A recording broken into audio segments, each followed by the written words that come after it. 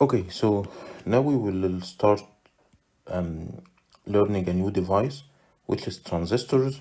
Then we will go to its direct application, the DC to DC converters, and we will start by the step down or the buck converter.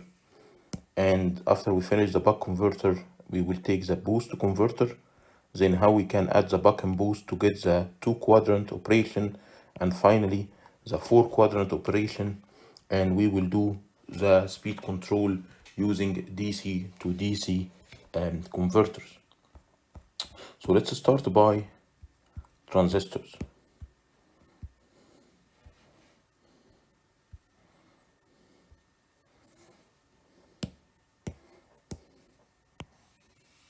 So we'll start to learn about transistors. So mainly we have three types of transistors based on the construction and the technology.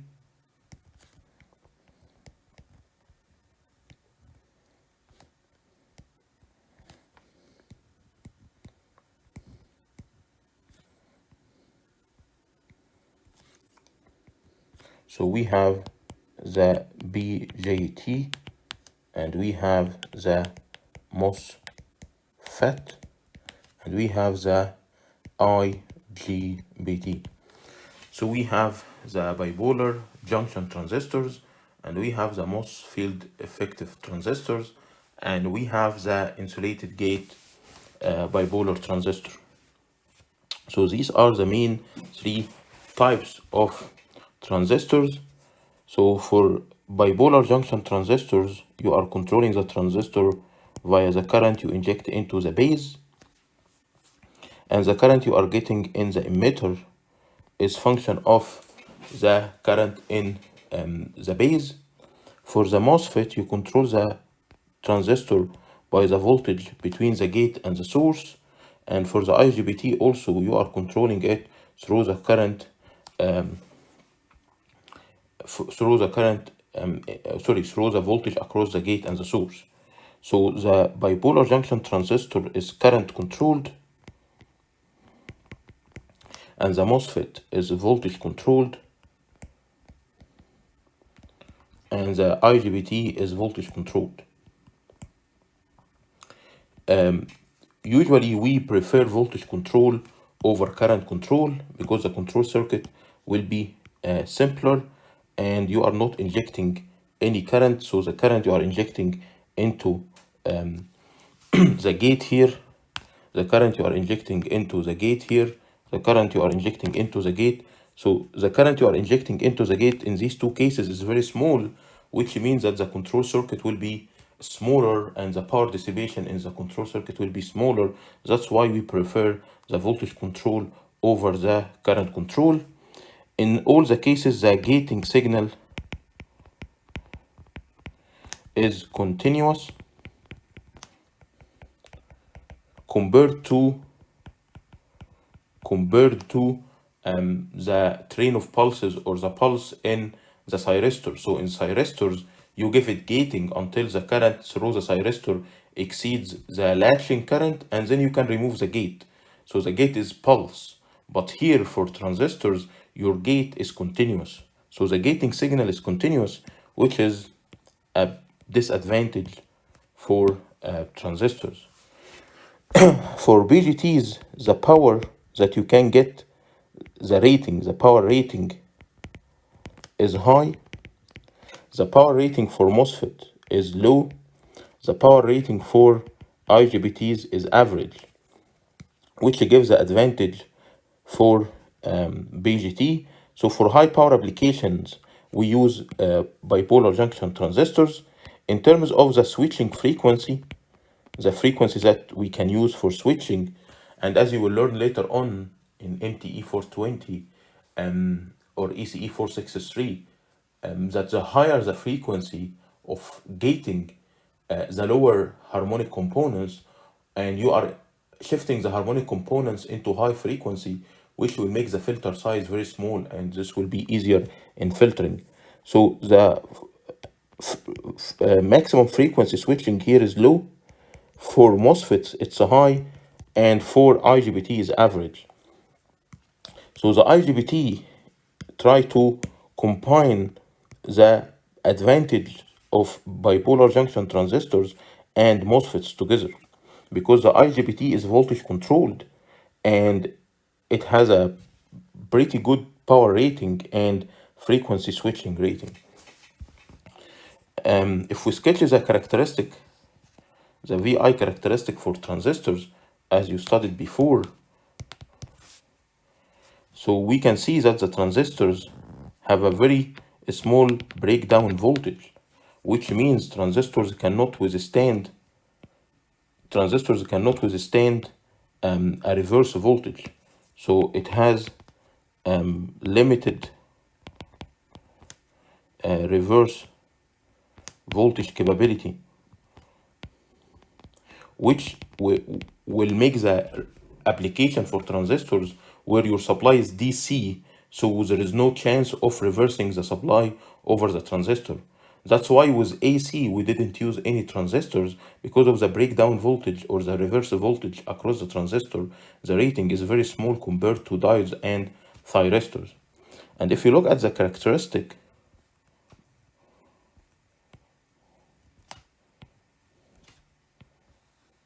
so this line here is the cutoff line, and the cutoff line will be when I base equal to 0. So this is the base here.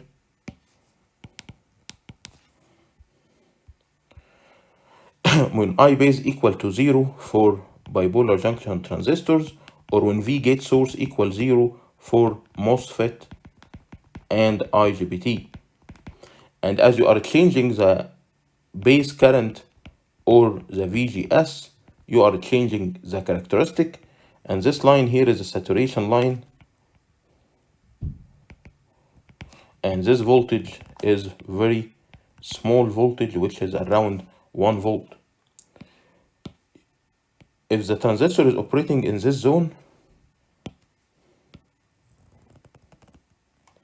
it acts as an amplifier.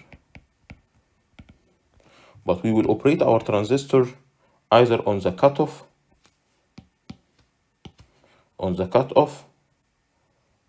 or on the saturation.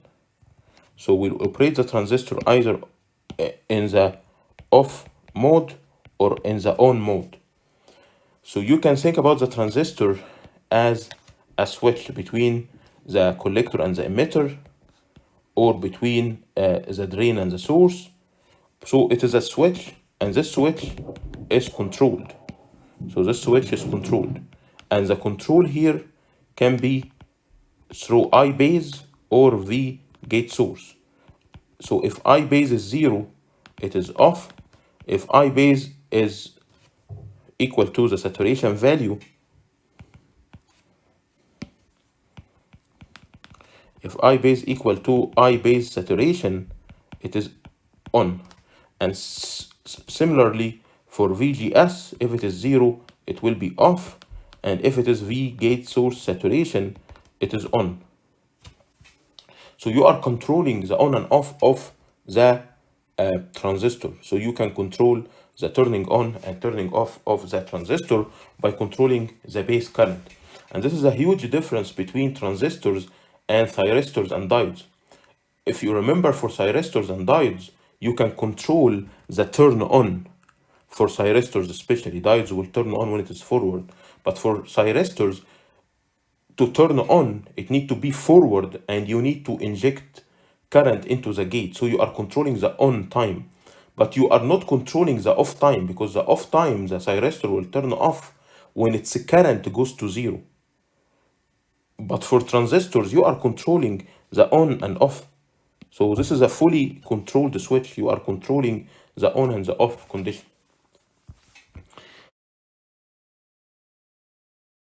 The first application we have for transistors is DC to DC converters.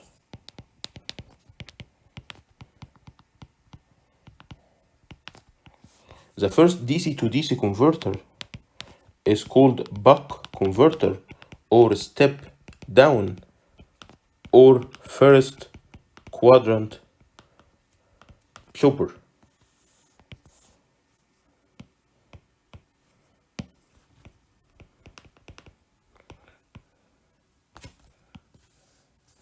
So the first type is the buck converter. So what is the circuit for the buck converter? We have a transistor connected in series with the source. Again, we will sketch just a transistor here. Doesn't matter what type of transistor you are using. You are using MOSFET, you are using IGBT, you are using BGT, whatever the type of the transistor you are using. Then we will add a freewheeling diode here. And this is a connection of, this is the buck converter.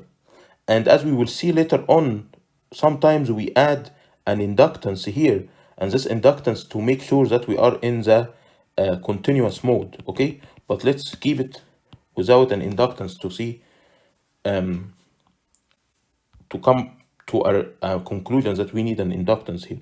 And then you have your load, and your load is R, L, and E. R, L, and E load. And here you have your V out, and you have your I out. And here you have your V source, and you have your I source.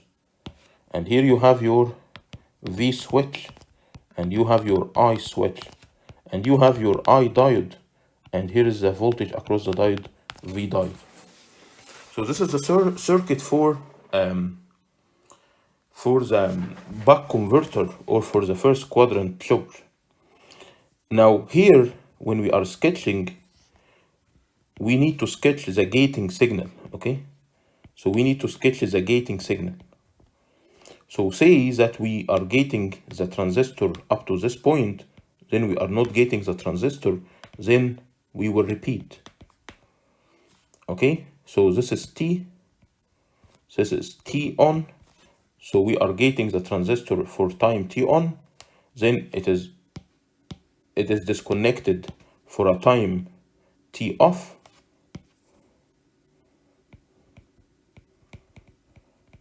and T on plus T off is the total time T. Now let's see if the switch is on, what will be the circuit, and if the switch is off, what will be the circuit. So when the switch is on, our circuit is a battery, the switch is short circuit because it is on, and here we have the load.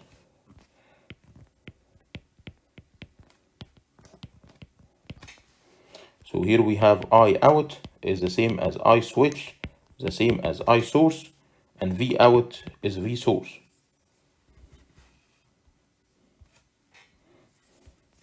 So I out equal to I switch equal to I source, and V out equal to V source.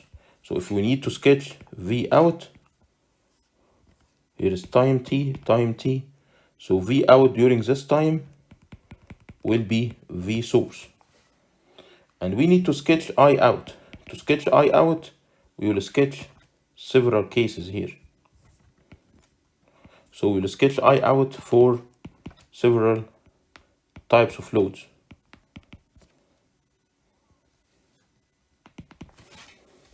When the switch is off, the thyristors will be open circuit,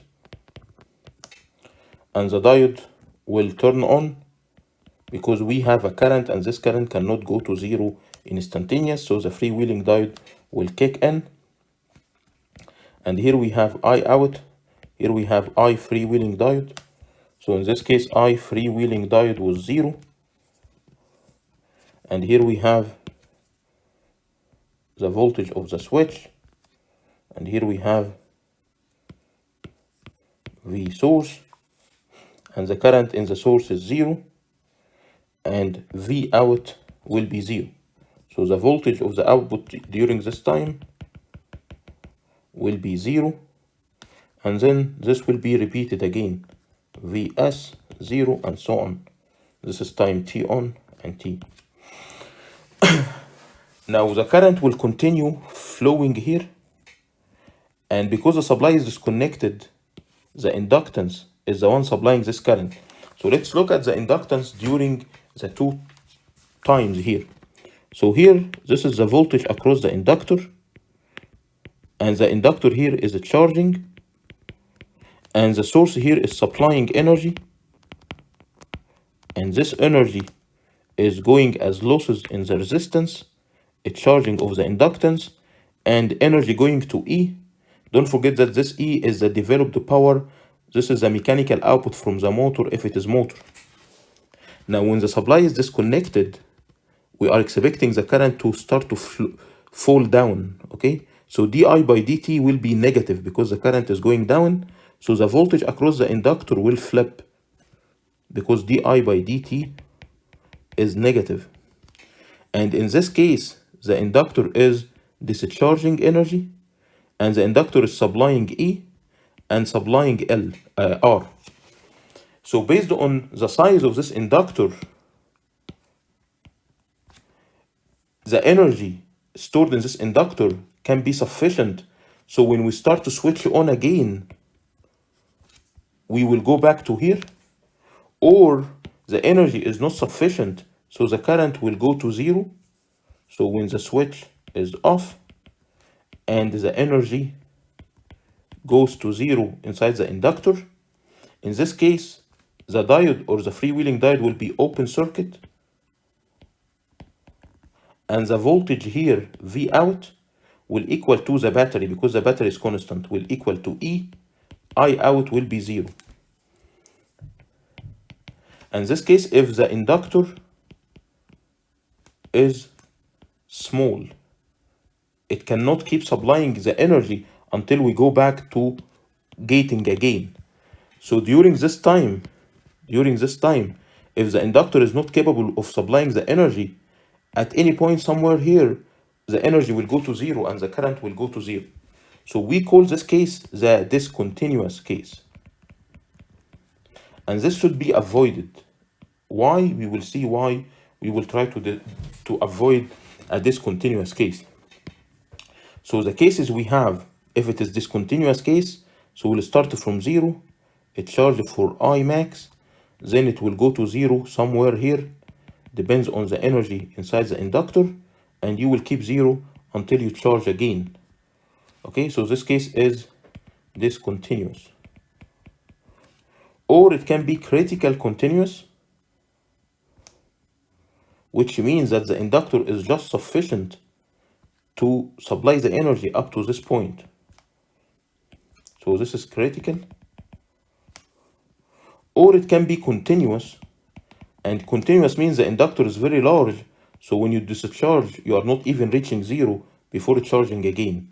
So here you have I minimum, I maximum, here I minimum equals zero, here you have I max, here is I minimum equals zero, and here you have I max. And these are the three cases for the current. One is the continuous current, and one is the discontinuous current, and one is the critically continuous current. And these are the three cases we have in case of DC to DC choppers. So after we did the sketch for the waveforms, now let's find down the equations. Let's find out the equations. So let's take the on condition. So for the on condition, we will assume the generic case. So we will assume it general. So the current is starting from an initial value, which can be zero in case of discontinuous or any other value. Then it is charging up to a final value, and this is during a time t on, and this is a charging equation. So you are going from I initial to I final. So instead of solving a differential equation, so we can write down a generic transient equation so easy. So the equation is simply that I of t equal to the final value multiplied by a charging equation plus the initial value multiplied by a decaying equation. This is a generic transient equation. And you can prove this using differential equations, but This is the solution that you can use for any transient. So for any transient, the current or the voltage, whatever the variable you are looking at, the voltage for capacitors and the current for inductor, will reach a final value according to a charging equation. If you look at this charging equation at t equals 0, this equation is 0, and t equal infinity, this equation is 1, which means that this equation has no effect at the beginning, but it will equal, or your value will equal to the final value at t equal infinity, and this is called a charging equation. Okay?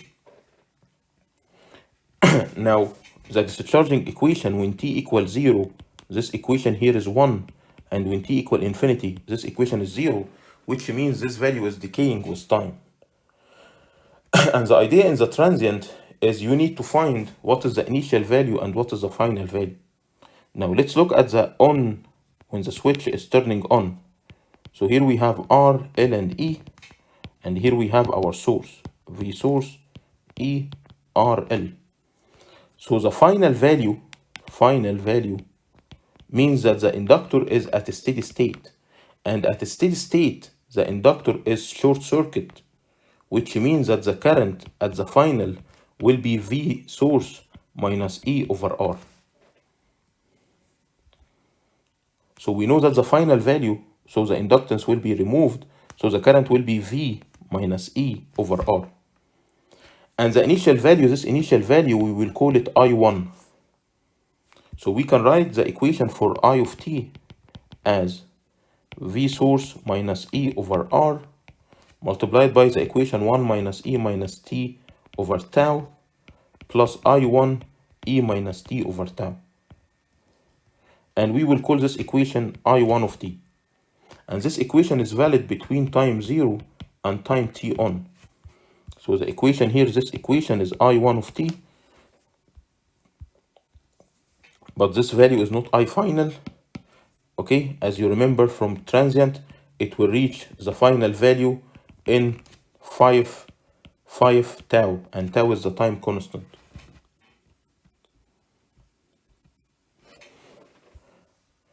So what is the value at t equal t on? So if we look at the charging equation at time t equal t on, we can name this current as I2. So I2 equal to V source minus E over R multiplied by 1 minus E minus t on over tau plus I1 E minus t over t on over tau. And the tau is the time constant, which is L over R. And this is the equation for the first part, which is the charging part. Following the same logic, we can find the equation for the discharging part. So during off condition. So during off condition, at time t on, we are starting from a current I2, and then we are discharging to a current I1 at time t, and this discharging equation is I2 of t. And during off condition, you have your diode shorting the output, the freewheeling diode, R, L, and E, R, L, and E. This is your current I, and the switch here is open circuit. So the equation for I2 of t, the same, I final multiplied by 1 minus E minus t star over tau, and we'll say why it is t star, plus I initial E minus t star over tau. Why it is t star? Because this equation is measured from t on, but the original equation was measured from 0, so which is called shift of axes.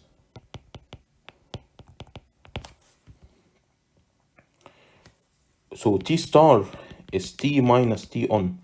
So t star, if you measure, say we need to find the value of this point. So this equation here, to find the value of this point, we need to substitute with the time measured from here. But if we are measuring the time from the origin, from 0, say this is x and this is y, so to get y, we need to take x and subtract t on.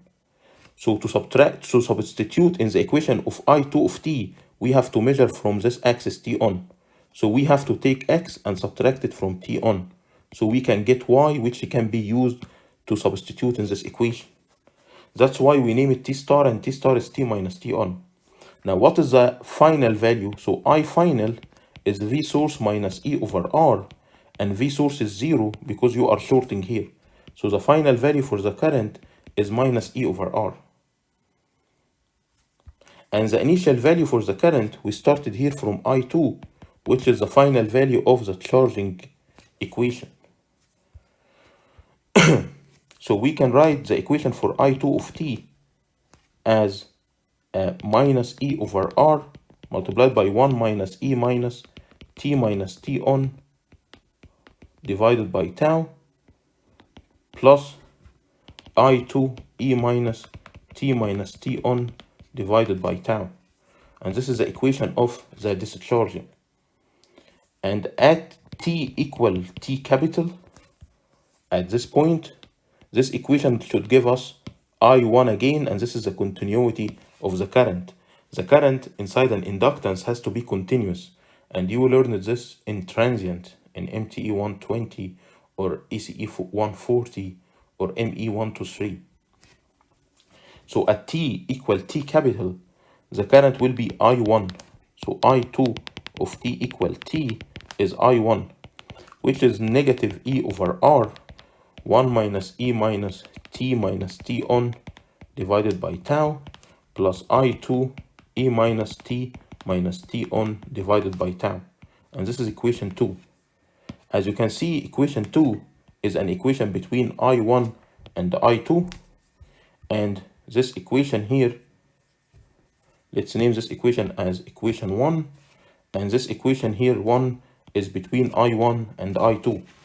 Now you have two equations in two unknowns, so you can solve for I1 and I2. So we can solve 1 and 2.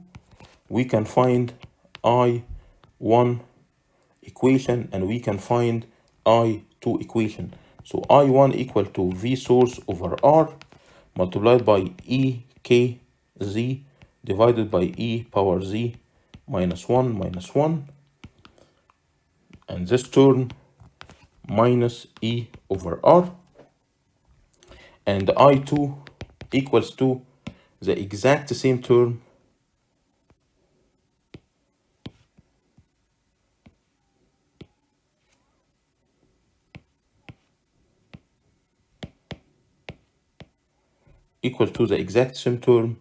but here was negative,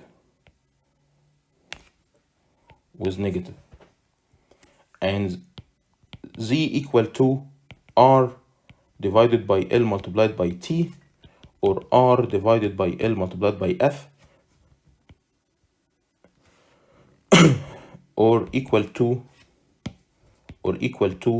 T over tau. So T is the cycle time, which equal to 1 divided by the frequency, the switching frequency.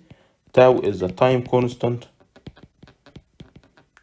which equal to L divided by R in seconds, as you learn it in transients. And this is the equation for I1 and I2. And to check the continuity, so I1 is the minimum current, and I2 is the maximum current. So to check continuity,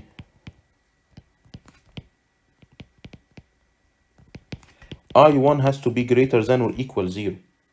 If I1 is greater than or equal 0, it is continuous. If I1 is 0, it is critical continuous. If I1 is negative, it is discontinuous. So I1 positive, it is continuous. I1 0, it is critical. I1 is negative, it is discontinuous.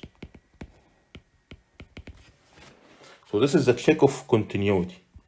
I will bring the summary of equations here.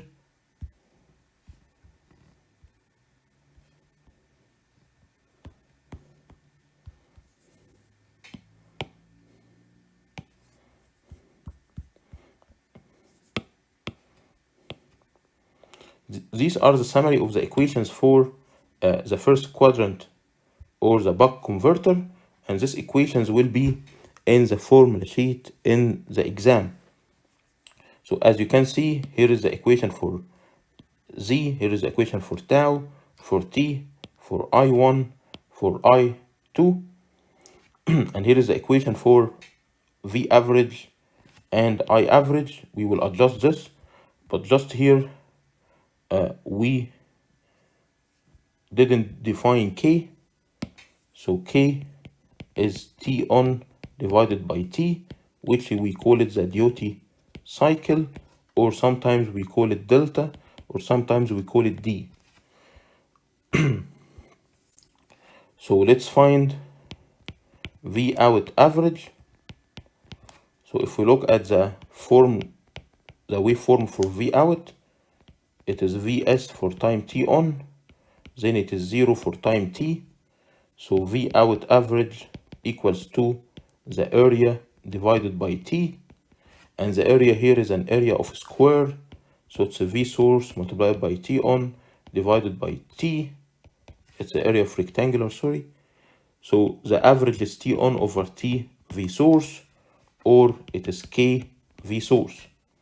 I out average, as we used in rectifiers, it's a V out average negative E over R, or as an approximation, approximating these curves to be straight lines, we can say it's I max plus I min divided by 2. And this is an approximation, approximating the charging and discharging curves to be linear, to be straight lines. So we can use this average as I max plus I min over 2.